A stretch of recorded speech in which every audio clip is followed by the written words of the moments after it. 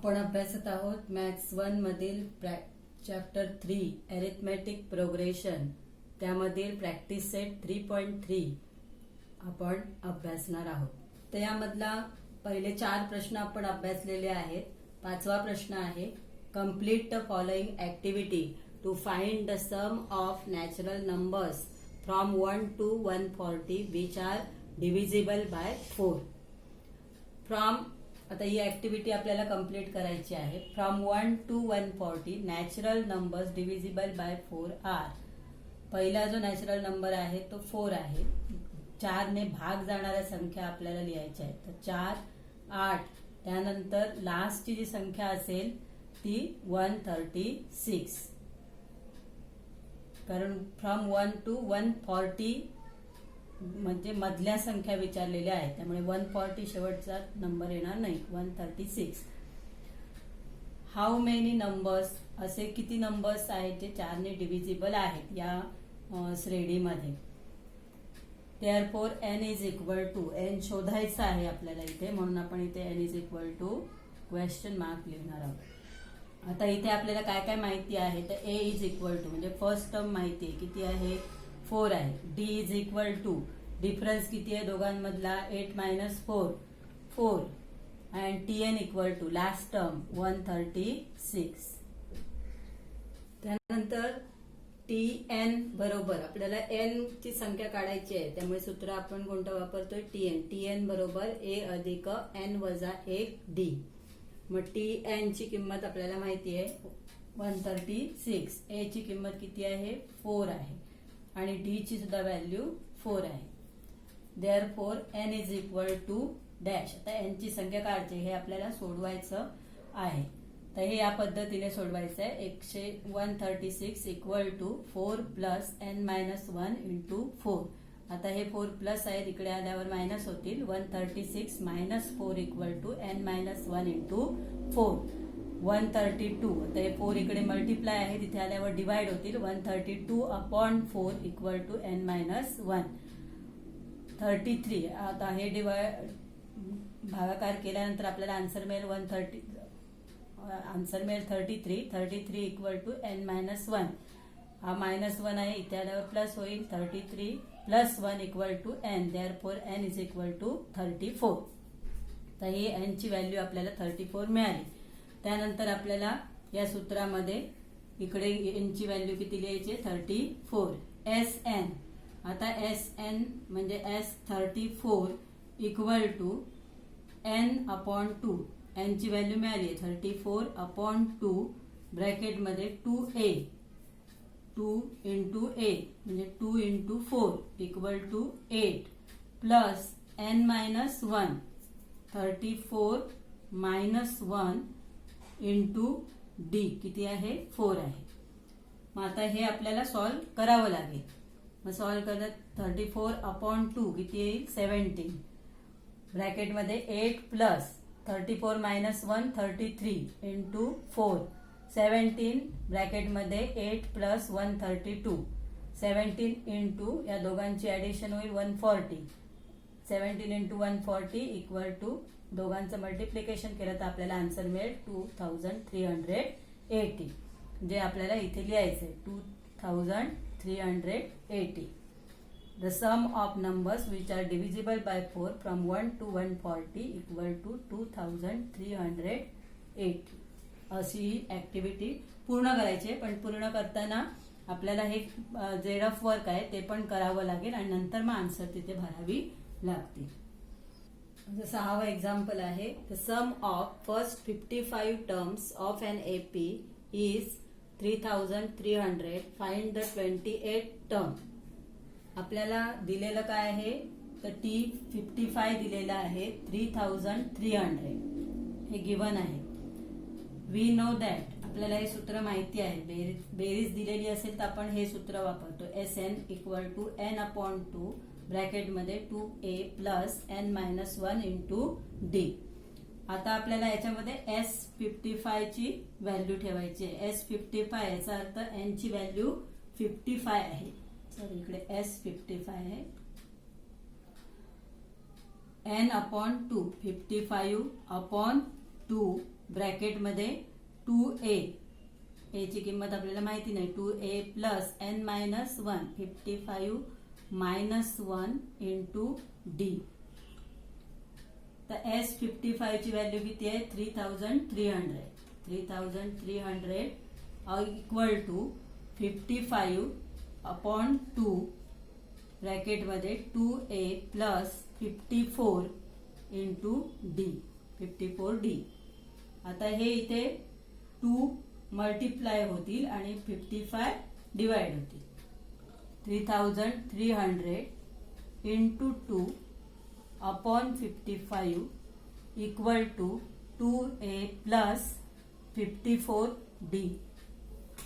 तर इथे 55 ने डिवाइड होतो याला. 55 इंटू 6 केले तर आपल्याला 330 भेटतात इक्वल टू 6 आणि वर हा एक 0 म्हणजे डिवायडेशन किती आलं? 60 आलं. 60 इंटू 2 120. 120 इक्वल टू, तर या दोघांमध्ये 2 हा कॉमन आहे त्याला आपण बाहेर काढू. 2 ब्रॅकेटमध्ये a प्लस 27d. 27 कसे आले? 27 इंटू 2 54. 2 आपण त्यातले बाहेर काढले. आता हे 2 इथे मल्टिप्लाय इथे आल्यावर डिवाइड होतील. 120 upon 2 equal to a plus 27d. 60 equal to a plus 27d. a plus 27d ची व्हॅल्यू किती मिळाली आपल्याला? 60 मिळालेली आहे. याला आपण इक्वेशन 1 म्हणू. इथे 120 अपॉन 2 60 येते. a plus 27d equal to 60 हे आपल्याला इक्वेशन 1 मिळालं. आपल्याला 28 टर्म फाइंड करायची आहे. टू फाइंड 28 टर्म आपण tn चा फॉर्म्युला वापरणार आहोत. tn equal to a plus n minus 1 into d. Term find करायची असेल तर tn आणि सम फाइंड करायची असेल तर sn. हे लक्षात आपल्याला ठेवायचं आहे. tn, n ची किंमत किती? 28 टर्म म्हणजे n is equal to 28. a plus n minus 1, 28 minus 1 into d.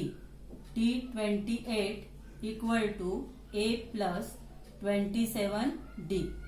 आता a प्लस 27d ची व्हॅल्यू आपण इथे काढलेली आहे. किती आली आहे? 60 आली. t28 equal to 60 from 1, from equation 1. म्हणजे t28 ची व्हॅल्यू 60 मिळाली.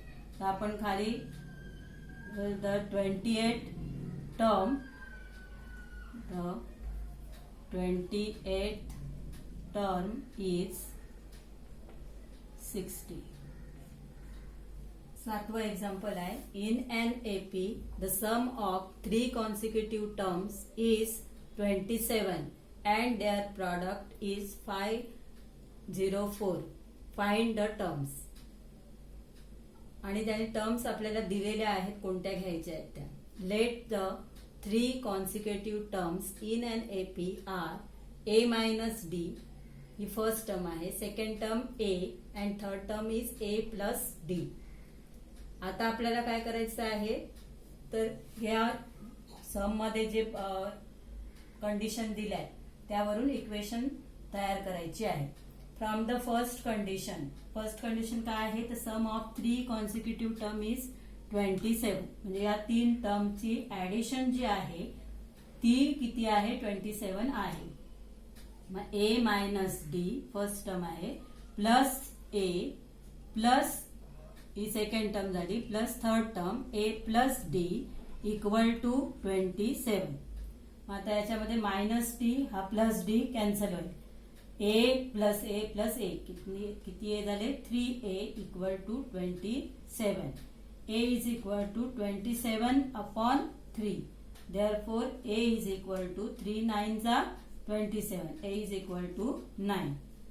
आता सेकंड कंडिशन आपण घेऊ. फ्रॉम सेकंड कंडिशन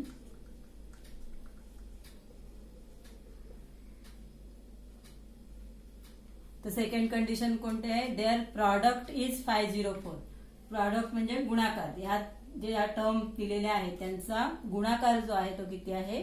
504 आहे. Therefore, a minus d into a plus d equal to 504. आता a ची व्हॅल्यू आपल्याला मिळालेली आहे, ती आपण याच्यामध्ये ठेवून देऊ. a मायनस डी म्हणजे 9 मायनस डी इंटू a ची व्हॅल्यू आहे 9 into 9 plus d equal to 504. आता हे जे 9 इथे मल्टिप्लाय आहे, इकडे आल्यावर डिवाइड होते. 9 मायनस डी, हे दोन ब्रॅकेट इकडेच राहतील. 9 plus d equal to 504 upon 9. आता या दोन्ही जे ब्रॅकेट आहे त्यामध्ये टर्म सेम आहेत, फक्त मधलं जे साइन आहे ते अपोजिट आहे. तर याचा आपण मल्टिप्लिकेशन कसा करतो, फर्स्ट टर्मचा स्क्वेअर मायनस सेकंड टर्मचा स्क्वेअर इक्वल टू या दोघांचं डिवायडेशन किती येईल, 9 5 जा 45, 9 6 जा 54, 56. आता 9 चा स्क्वेअर आहे 81 minus d square equal to 56.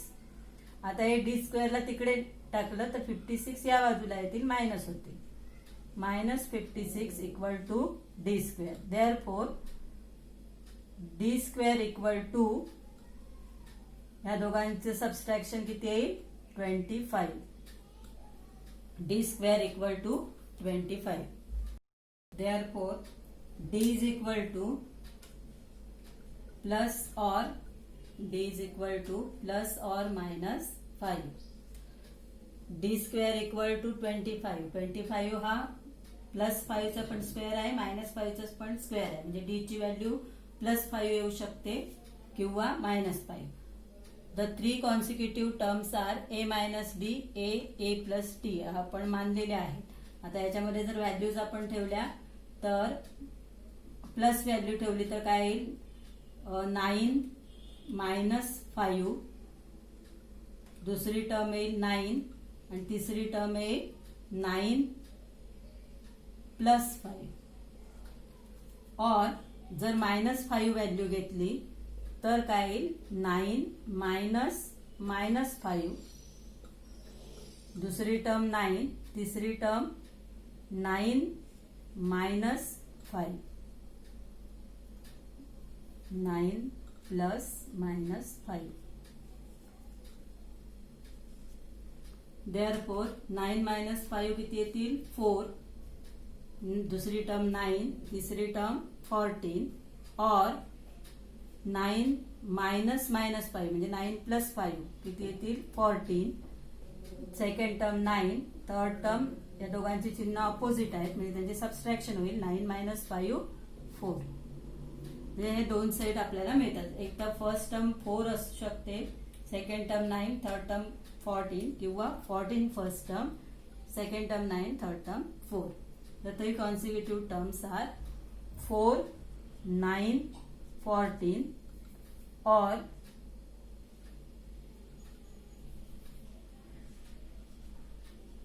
14, 9, 4. आता 8वा एक्झाम्पल आहे, find the 4 consecutive terms in an AP whose sum is 12 and the sum of third term and fourth term is 14. त्याच्यामध्ये 2 कंडिशन दिलेल्या आहेत. त्या 2 कंडिशन नुसार आपल्याला 2 इक्वेशन मिळवायची आहेत आणि ती सॉल्व्ह करायची आहेत. मग आपल्याला ए आणि डी च्या व्हॅल्यू मिळतील आणि त्यावरून आपल्याला हे चारही टर्म्स मिळवता येतील. मग अकॉर्डिंग आता ह्या टर्म्स दिलेल्याच आहेत एक्झाम्पल मध्ये, त्याच आपण घ्यायच्या आहेत. Let the 4 consecutive term in an AP are a minus d, a plus d आणि फोर्थ टर्म आहे a plus 2d. According to first condition. First condition काय आहे, the 4 consecutive terms in an AP whose sum is 12. या 4 consecutive टर्मची जी addition आहे ती किती आहे, 12 आहे. ही फर्स्ट कंडिशन आहे. त्यानुसार आपण इक्वेशन तयार करू.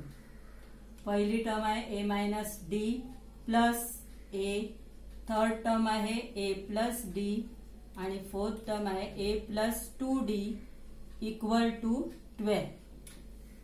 ची ऍडिशन 12 आहे. इथे मायनस डी आणि हा प्लस डी कॅन्सल झाला. A plus a 2a plus a 3a plus a 4a 4a plus 2d equal to 12. आता हे जे कोएफिशियंट आहे हे सगळे 2 ने डिव्हिजिबल आहे. मग आपण याला 2 ने काय करू, डिवाइड करू. By dividing by 2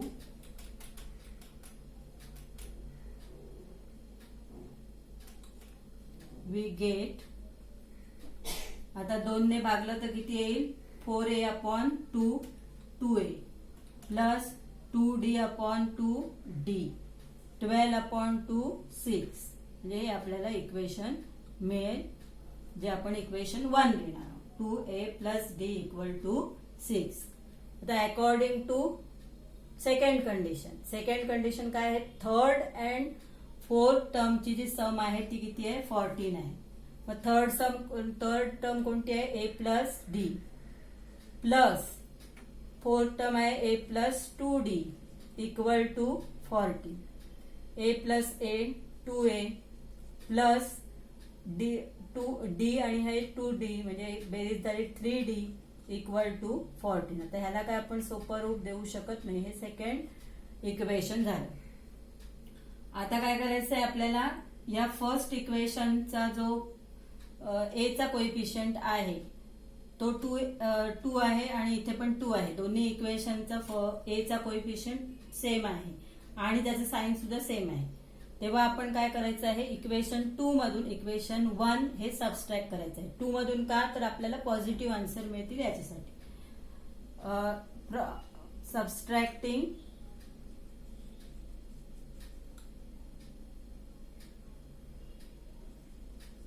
equation 1 from equation 2. आता हे इक्वेशन 2 आहे. 2a plus 3d equal to 14. त्यामधून आपण फर्स्ट इक्वेशन मायनस करतोय. 2a plus d equal to minus 2a plus d equal to 6. तर मायनस करतोय म्हणून प्रत्येकाचं साइन मायनस करायचं आहे. हे 2a मायनस 2a कॅन्सल होतील. 3d मधून 1d केला तर 2d राहतील equal to 14 minus 6 8. Therefore d is equal to 8 upon 2. Therefore, d is equal to 4. Substituting d is equal to 4 in equation 1. In equation 1, equation 1 काय आहे, 2a plus d equal to 6. Therefore, 2a plus d ची value मिळाली आपल्याला 4 equal to 6. Therefore, 2a equal to 6 minus 4. Therefore, 2a equal to 2. Therefore, a is equal to 2 upon 2. Therefore, a is equal to 1. आता d ची value मिळाली 4, a ची value मिळाली 1. आता आपल्याला जे कॉन्सिक्युटिव्ह टर्म्स आहेत त्या काढायच्या आहेत. Therefore, the 4 consecutive